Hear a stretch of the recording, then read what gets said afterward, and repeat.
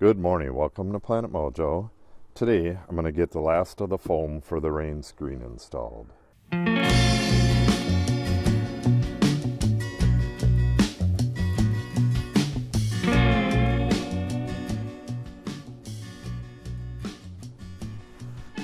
You can see from our neighbor's house there, they're burning wood.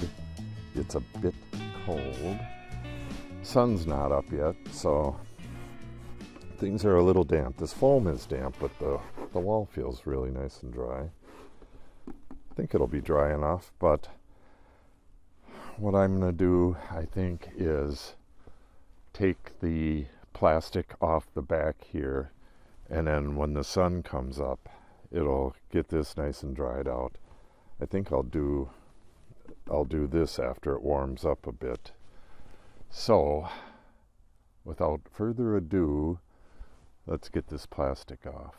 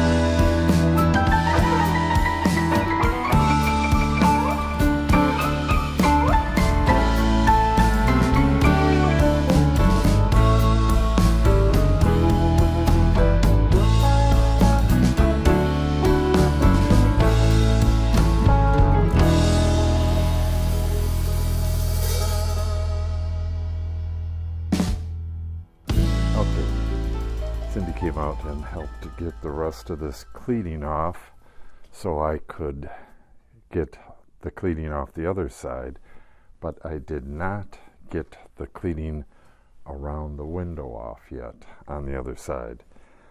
I've been kind of leaving that on because without that, the wind hits this and it just rips this right open if you got a good wind. But it's got to come off sooner or later, and I'm getting to the point where I need to start installing the sills and the furring around the windows, which means I can, once they're flashed in, I can start putting the windows in. So I'm going to take this stuff off of the other side as well, and then on the back here, I already have these cut. The two that go up at the top have a 5-degree bevel at the, going downwards. So if any water were to get behind there, it wouldn't leak. But the top two, they come down to about here, below this seam. I don't want any of the seams matching up. So the top two come down to about here, and they will go right to the edge of the sides. So I need to get this side in. Well, I think I'll just get all three of, or it's actually 4 pieces. Get all 4 of these in. Then I can get these top ones in right away. And then from there, these will be a bit easier. Then it'll actually be full sheets. So it'll start here and go way down to here. And then these bottom ones need to have this notch taken out of them.